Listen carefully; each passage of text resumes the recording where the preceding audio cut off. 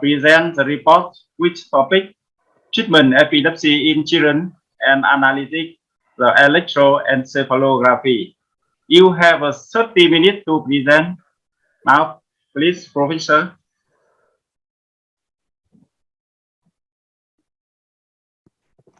Hello. Bonjour. Alors,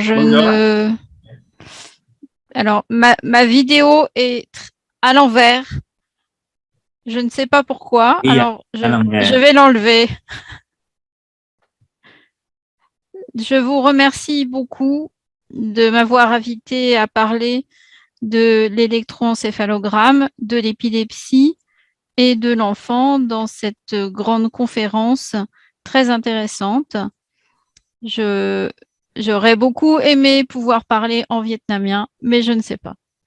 Alors, je remercie beaucoup la traduction.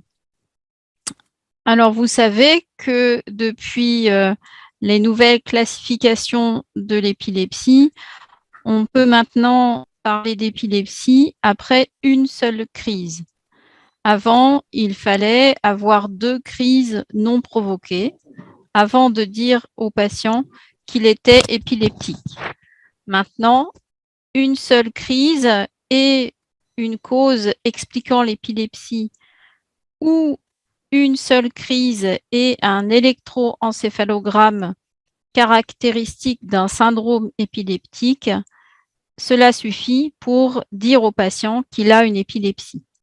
Mais attention, parce qu'un EEG anormal ne veut pas dire qu'il faut traiter tous les patients et parfois un EEG normal n'élimine pas une épilepsie. Vous voyez ici la démarche diagnostique pour aboutir au diagnostic d'un syndrome épileptique. Le syndrome épileptique commence par identifier le type de crise, focale ou généralisée, à partir de l'interrogatoire des témoins, des parents, et maintenant très souvent, à partir de l'enregistrement sur le téléphone portable des crises que les parents ont pu filmer. À partir de ce type de crise, on va identifier un type d'épilepsie, là aussi focale généralisée ou avec la combinaison de crise généralisée et focale. Et enfin, arriver à ce syndrome épileptique qui est essentiel pour les épilepsies de l'enfant.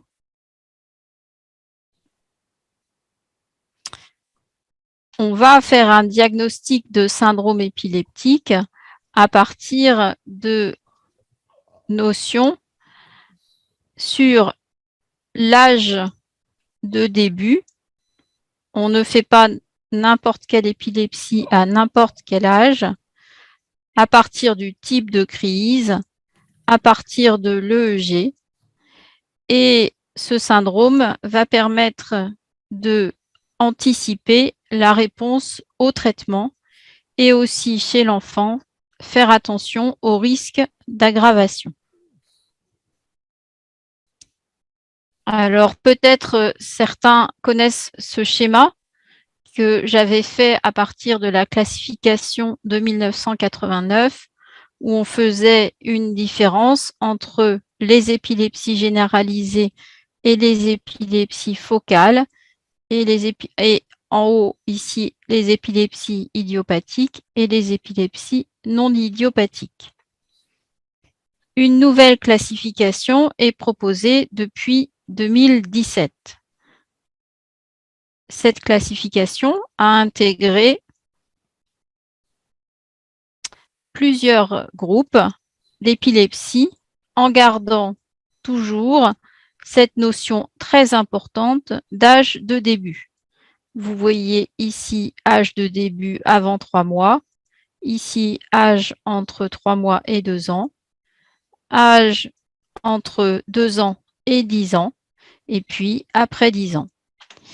Et on va retrouver les 4 grands groupes qu'on avait dans la classification précédente, avec ici les épilepsies dites généralisées génétiques, ici les épilepsies qui s'appellent maintenant self-limited epilepsies, ici les épilepsies qui s'appellent developmental epileptic encephalopathie, qui sont des maladies dans lesquelles il y a une épilepsie, mais aussi des troubles du neurodéveloppement qui ne sont pas dus uniquement à l'épilepsie. Et enfin, ici, le groupe des épilepsies focales. Alors, voilà le nouveau schéma avec ici non plus les séparations comme sur le précédent, mais des flèches qui sont ici des flèches qui vont des épilepsies plutôt bénignes à des épilepsies plus sévères et ici d'épilepsies généralisées vers des épilepsies focales. On ne va évidemment pas voir tous ces syndromes épileptiques, mais cela montre bien la complexité.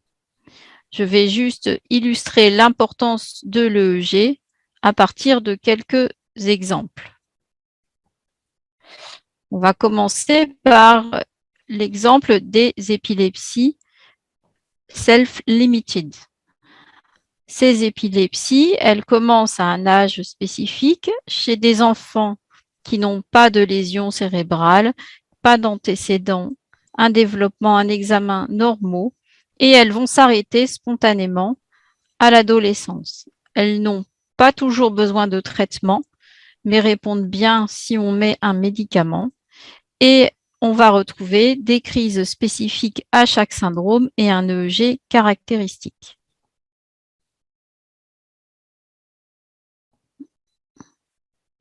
Alors, j'espère que la vidéo sera visible. Vous voyez ici un enfant qui est en enregistrement EEG et vidéo. Et il va avoir ouverture de la bouche, déviation de la tête, petite clonie de la bouche, ici. La technicienne lui parle, interagit avec lui demande de donner la main. Il n'y arrive pas avec cette main. Elle lui montre un crayon pour savoir s'il va retenir. Vous voyez ici les secousses de la bouche et finalement, il donne la main. Et sur l'électroencéphalogramme, vous avez ici la crise et puis rapidement, à la fin de la crise, le tracé devient très pauvre et on va voir apparaître à nouveau les anomalies EEG caractéristiques de ce syndrome ici, ici.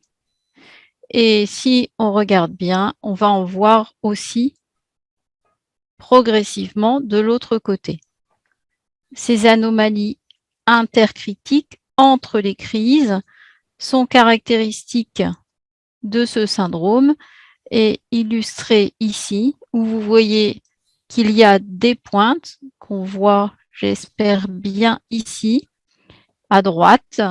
Mais si on regarde bien l'électroencéphalogramme, on a en même temps à gauche, de l'autre côté, également des pointes. Cet aspect de pointe dans les régions centrotemporales asynchrones est essentiel pour faire ce diagnostic. Et si on a ces crises, cet EEG, on peut faire le diagnostic sans faire d'autres examens. Et les crises sont peu fréquentes. Il n'y a pas besoin le plus souvent de donner un traitement. Vous voyez donc une première situation où l'électroencéphalogramme fait directement après une crise peut vous donner le diagnostic. Deuxième exemple.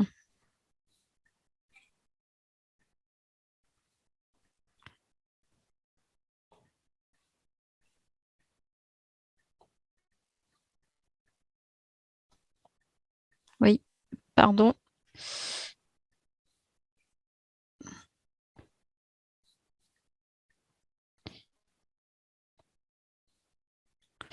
Vous voyez ici cette petite fille qui arrête de chanter, qui a des petits mouvements des mains, des petits mouvements de la bouche.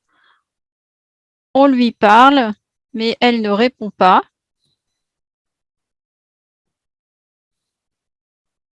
Et quand la crise s'arrête, elle dit qu'elle a senti quelque chose.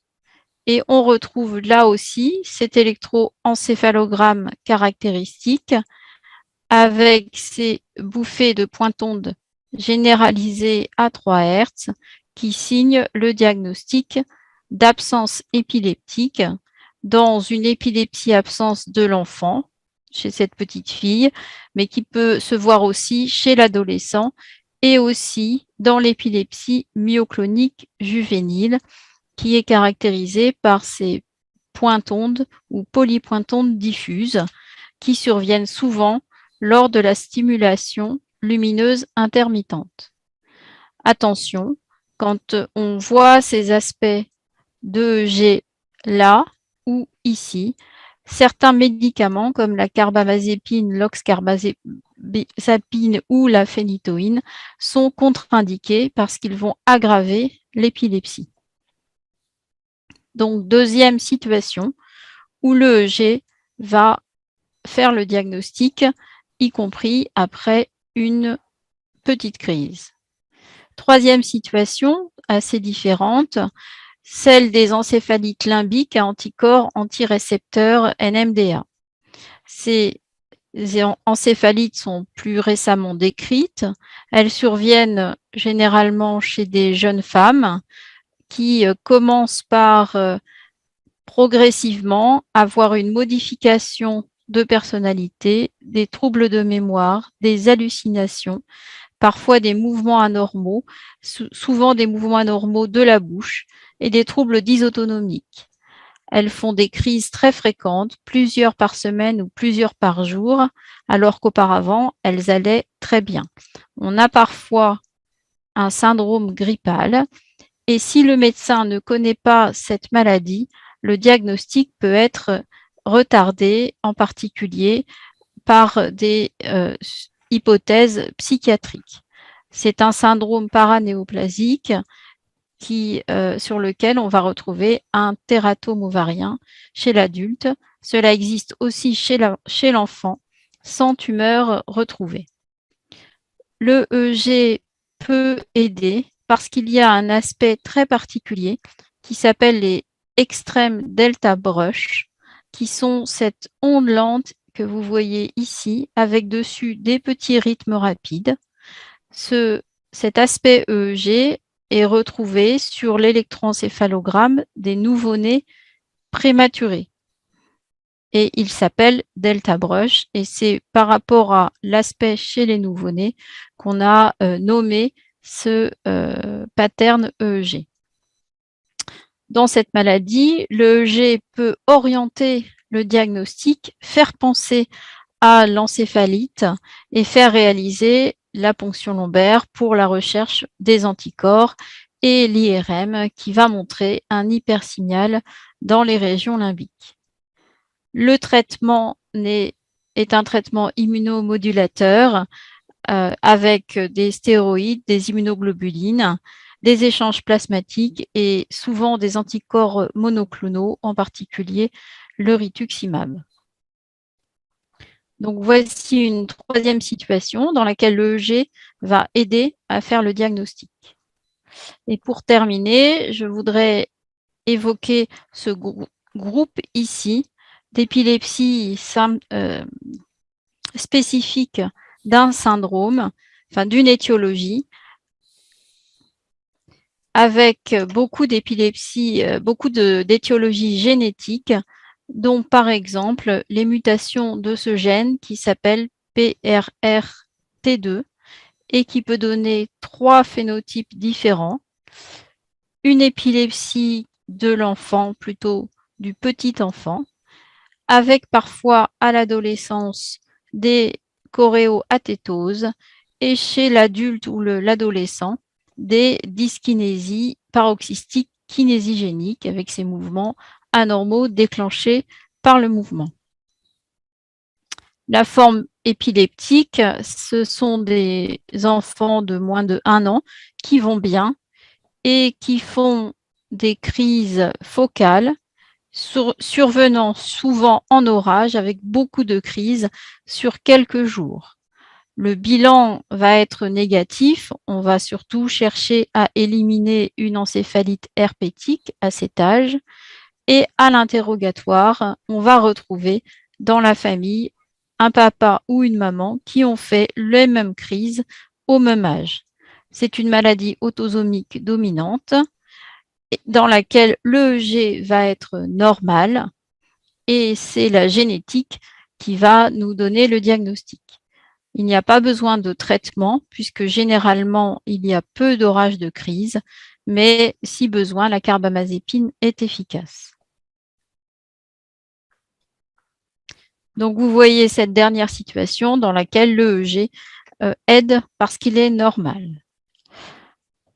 Donc, j'espère vous avoir convaincu que l'EEG est important pour le diagnostic des épilepsies et des syndromes épileptiques chez l'enfant, chez l'adolescent et même chez l'adulte. L'EEG est un examen qui est relativement peu coûteux, mais qui demande à être fait de façon experte par les techniciens et par les médecins qui l'utilisent. Et je vous remercie de votre attention. Thank you for the presentation. It is a very interesting report. Now we have time to discuss about the topic of Professor Cindy. We spend 5 minutes to discuss about this topic.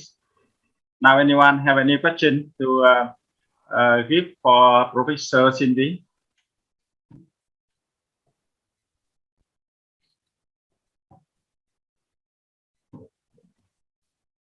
You can make a question about English or French or Vietnamese.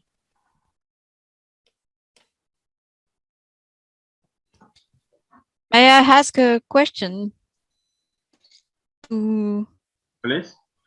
the audience? Tôi có một câu hỏi dành cho các khán giả. Easy to practice in children in Vietnam? Không biết có vị khán giả nào đang tham dự hội nghị này là điều trị đang nằm trong lĩnh vực là khám và điều trị cho bệnh nhân động kinh nhi không ạ? Because in France we don't have a specialist in every center. Ở Pháp thì chúng tôi có những cái đơn vị ở mỗi cái trung tâm đều có cái đơn vị điều trị động kinh nhi. Hello, Professor. Hình như ai tắt cái mic của em không có chuyển. Mọi người có nghe em nói không ạ? Có nghe rõ đấy. Yeah. Il y a une question pour vous, Professeur Sylvie. Est-ce que vous pouvez parler un peu plus pour l'examen génétique dans le diagnostic des syndromes épileptiques, car en pratique, des résultats des examens génétiques ne correspondent pas au diagnostic clinique? Les examens génétiques sont très difficiles à interpréter. Những cái kết quả mà xét nghiệm gen thì rất là khó để mà diễn đạt. Et il faut vraiment travailler avec les généticiens. Và để diễn giải cái kết quả đó thì phải làm việc với các bác sĩ mà chuyên về gen. Pour analyser si les anomalies qu'ils voient để mà phân tích là những cái bất thường mà người bệnh có correspondent vraiment à la pathologie. Những cái bất thường đó nó có tương quan với những cái biểu hiện bệnh học của người bệnh. Sinon, vous avez raison, on reçoit des résultats mais qui correspondent pas du tout à ce qu'on attend. Nếu không tương quan thì giống như câu hỏi của quý đồng nghiệp là quý vị đã có lý, là đôi khi chúng ta nhận được những kết quả gen nhưng mà nó không có tương ứng với tình trạng lâm sàng của người bệnh. Et donc, les généticiens regardent dans des grandes bases de données, mais souvent, l'épilepsie n'est pas bien décrite. Và đôi khi thì các bác sĩ về gen á, họ làm về di truyền thì họ phải cần có nhiều dữ liệu về tình trạng của người bệnh. Et on a du mal à savoir si l'anomalie qu'on trouve est vraiment une anomalie ou pas. Donc, je suis d'accord avec vous. La génétique, c'est difficile à interpréter. Và để tóm lại thì cô cũng đồng ý với cái câu hỏi của quý đồng nghiệp là cái kết quả gen rồi đôi khi rất là khó để mà diễn đạt, bởi vì kết quả đôi khi chúng ta bác sĩ gen chuyên về gen cho ta những cái gợi ý nhưng mà nó không có tương quan với lâm sàng.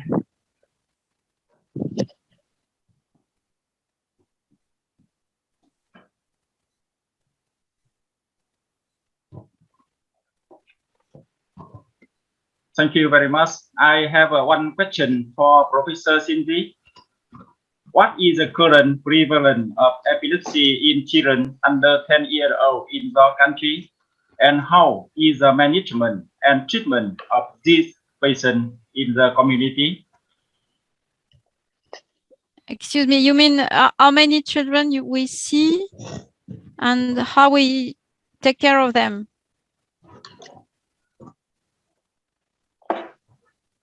In general? In general, yeah. Yeah. I think epilepsy is a very difficult disease to take care of because it's not a rare disease. And when you have rare disease, you can have very specialized centers.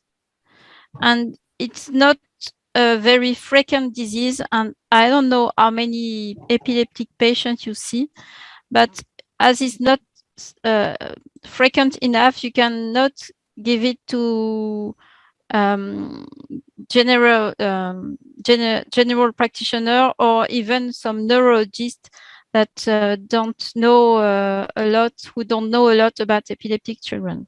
So what we have in France, we have some reference centers for rare disease.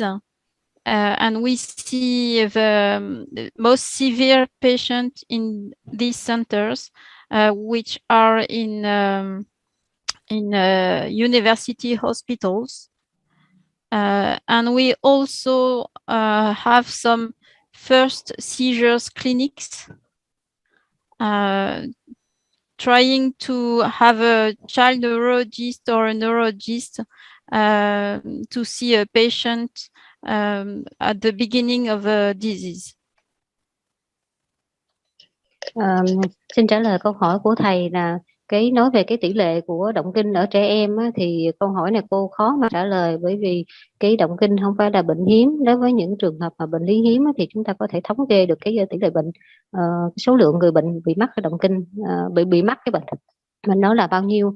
Còn ở Pháp chúng tôi thì có những cái trung tâm để mà gọi là trung tâm chuyên sâu về một tình trạng bệnh lý nào đó để mà chuyên tiếp nhận những cái bệnh lý hiếm thuộc về các viện trường đại học.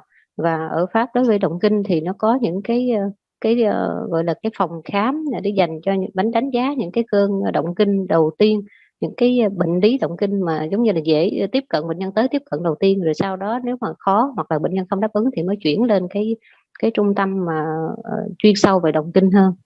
Thì ở những cái nơi mà tiếp nhận đầu tiên đó thì thường là các bác sĩ nội thần kinh tổng quát hoặc là bác sĩ